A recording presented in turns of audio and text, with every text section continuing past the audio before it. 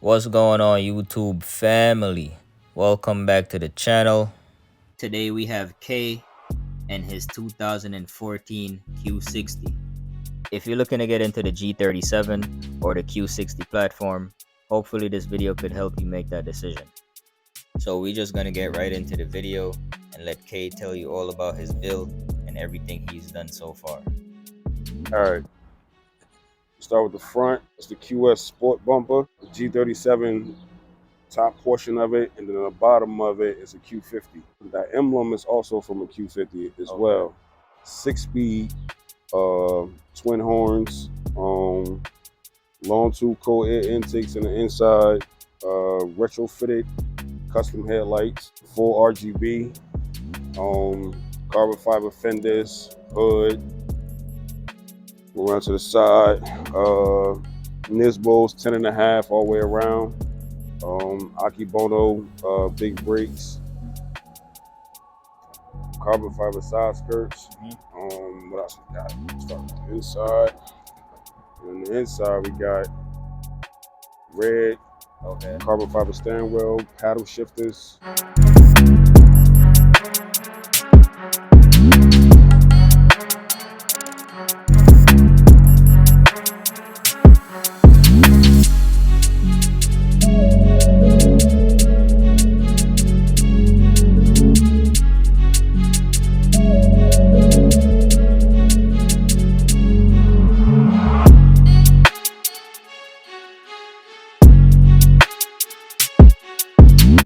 Rear spoiler, ducktail trunk, diffusers are carbon fiber with the 370Z brake light in there.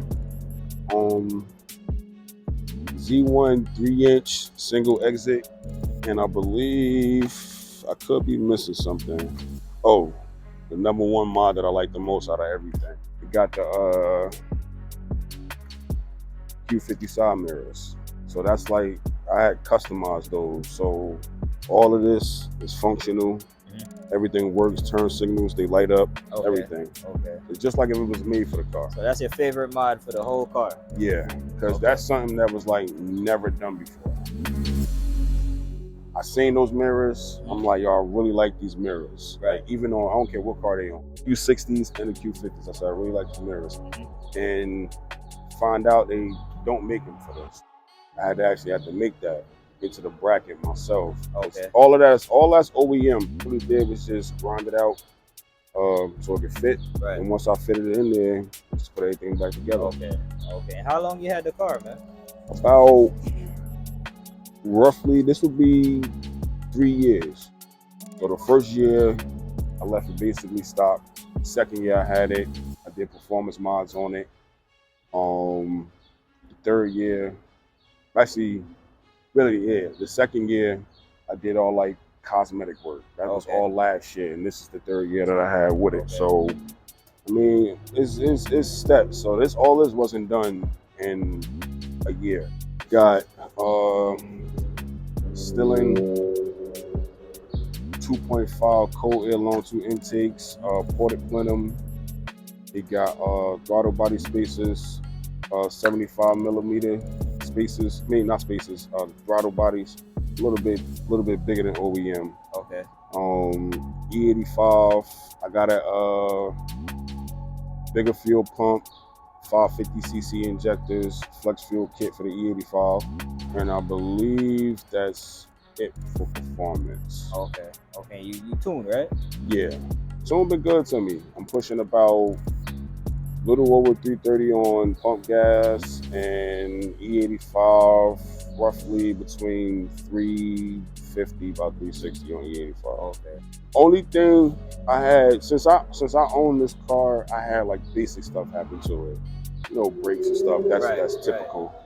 Brakes and stuff been changed, and I do my own maintenance work. So everything that's on this car, was put on by myself. Modifications I did was all done by me. Brakes eventually change all the time. My tune-ups, I do that maybe once a year. I mean, because I do use the flame mat a little bit more than I should. I do the maintenance on the tune-up maybe like once a year. So I put real OEM spark plugs from Nissan in there. And I make sure I gap them as well too, because most people just put them in the car. I was like, no, I can't do that. Make sure it gotta be gapped properly. Oil changes, I do that on a regular. Probably I used to do every 3,000 miles. Now I do 2,500 now. When I bought it during the pandemic. Everybody know the pandemic, prices was low on cars. It wasn't selling, nothing wasn't moving. So I got this roughly about 75,000 miles. 75. Yeah, 75,000 miles, and I got about 110 on it right now. I don't care what I done to it. I don't care about all the stuff that I put onto it. I'm going to drive my car. Right. I enjoy driving it. I enjoy going to shows. I enjoy going out of state, and I done been to several places with this car. I mean, so I drive it. I don't let it sit in the driveway or none of that stuff. So it's a car to actually be driven. It's not my daily, but it's something I drive consistently all the time. So I know you have air suspension. What would you tell anyone who's watching who's thinking about getting into it, but they're just not sure at the moment? I had it on this car for about a year now. Okay. Actually, this month makes it a year. So I had my issues. When I first put the bags on, we blew both of the front bags. Inexperienced, like we really wasn't really too familiar with any. Yeah, me and one of my boys, we put it on ourselves. Okay. So blew the front two bags. They were sleeves, and this is one thing I can always say. Like if you have a car, like if you looking to go bags, look to go double bellows. They're the best bags to go with instead of over sleeves. Sleeves a little bit more thinner. So the material is not much as thicker as a double bellow bag that you would use. Like if you've seen a semi truck, if you look at the back of a semi truck and the bags is real and they thick, that's the type of bags that you want, double bellows, because they're more flexible, they're a little bit stronger than sleeves. Right. So what I would tell somebody will be make sure it changes the dynamic of how you drive. I'm gonna say that. I do drive it, but one thing I can say, be cautious over when you going over potholes or things like that, because the wrong hit could fracture the bag, and over time it could slice it open. Right. But it depends on how you feel. It depends on how you drive. That's why I tell a lot of people, if you're a person that really drive your car aggressively, bags ain't for you. They're not meant for that. Right. I mean, some people say you could track bags. I wouldn't do it, but people say you could track them, but me, nah, I wouldn't do it. More bags is more like a show look. If you're looking to go to like car shows and stuff like that, you just want a nice clean build, you don't drive a car like that, that's what I say bags is for. But if you don't want to, if driving aggressively is something that you like, bags ain't for you. And those headlights look amazing, man. Can you just tell us what you did to them? Those retrofitted. So basically the headlights is all stock. So I had a guy in PA who was selling them, and when I picked them up for him, I'm like, these look OEM. He's like, they are. He said the only difference is he opened them up, spray painted the housing black, put a clear coat over it so it wouldn't peel, put the halos on there, and then there's a strip that runs off through the top. Oh, this is all retrofitted. He also changed the lens in the inside one, because that one's normally OEM. So basically everything is all retrofitted. Carbon fiber hood, right? Yeah. And that was a pain getting that. Like it was a headache, because if any car guy know that want carbon fiber, it's a wait process. Right. Like, it's a long wait process. Like I got delayed with this for about, it took me 5 months to get that hood. That hood, January of last year, it didn't come until May of last year. So I waited about 5 months for that hood. So that's a long time, man. It is, man. With putting the car together, you gotta have a lot of patience. I mean, like I had this image in my head for almost a year. I didn't probably think it would have went exactly how it is now, but I had the color, hood, fenders, and things like that, and I would stop there. Everything else is just additional add-ons as time went along. So I was like, maybe I need to try this or try this or try that. Right. So I had to have a lot of patience with this car. So I see you got a nice Q50 front bumper on the car, man. How is the installation? It's polyuro, so it bends, it flexes a little bit, but anything that's not made from Nissan themselves or Infiniti themselves is never gonna fit good. It's never. I don't care what anybody say. Like anything aftermarket to try to fit on OEM, even though the fenders are not OEM, but trying to fit aftermarket to aftermarket with two different companies is never going to fit perfectly unless you mold it.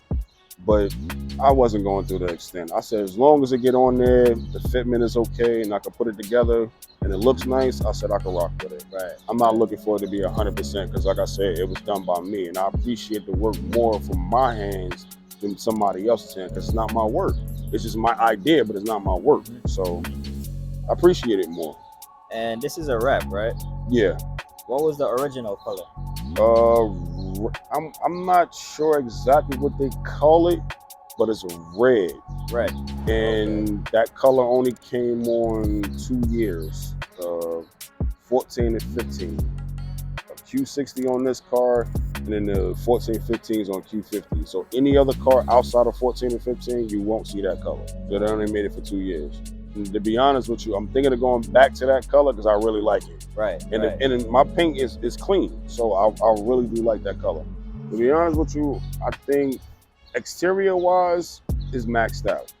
I got a couple other things I'm gonna do to it on the exterior side of it, but as far as outside, it's pretty maxed out.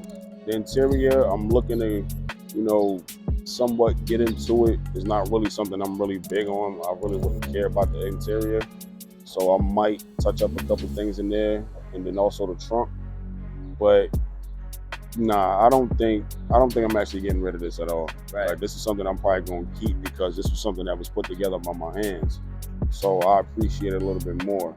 People might sit there and say, "Oh, money changes everything." I mean, somebody come in with the right price, it would have to take a real good offer for me to give this car up. Like, I probably could make more parting it out than selling the whole car. I would keep this, put it to the side, drive it here and there, and just continue to something else. Real beautiful car, man. I appreciate it, man. What would you say to somebody who's trying to get a G37 or a Q60 just like yours? Yo, it's a great car. Like, it's a good car for what it's worth. Like, if you're starting out trying to get into the car world, it's a good car to start with. Because, don't get me wrong, parts could be a little bit expensive depending on what direction you go. If you want to go just aero pieces like side skirts, front lip, diffuser, and all that stuff, you can do that. Right. Or if you want to go, wide body or wrapping the car or new bumper or whatever you want to do. Like, it's a good car to start out with as far as getting into the game because they have a lot of parts available for this car. It may take some time, but there's a lot of parts available for this car, and they look nice. 10, 14, 13 years ago, but these cars are ahead of their time on how they look. And like I said, it's a lot of things you could do to these cars. So I do want to ask you, man, just from being in a car community, is there anything you would want to say you've learned on your journey? I know when I first got this car, because I was into VQs years ago, before a lot of people even really started getting into the VQ car game. I was into it maybe like when I had a G35, and then I bought this. I sold that, bought this a few years later. So I bought this, started modifying it, and then I started running into other people who had the same car or same engine. So start putting, like, these cars bring bonds together. Like, you'd be surprised, these cars bring bonds together. That's why me having this car, it got me eventually to start a team. I mean, me and First Lady and my VP, we all started a team together in the tri-state area, also in Virginia and Houston. We was able to bring people together, especially a bunch of young guys who was into these cars. Now, with them being around, they get motivated by this stuff. They like what they see. They want to do the same thing. So it pushes them to do it. So these cars are like great platforms to have people doing something out of their norm, which they normally wouldn't do. I probably got maybe 80 to 90 guys right now that's on my team to where they're all just pushing by. So I jumped out the gym and did all this last year. So now they see me do it now this year. Now they're taking the next steps to do the same thing. So, and I'm happy. I'm happy I was able to do that, and I was happy I was able to motivate them to do that. I mean, because it makes me take a step back and say, damn, I've really changed somebody's, whole demeanor, how they think, or things that they do. Because I always ask people, if you wasn't into cars, what you'd be doing right now?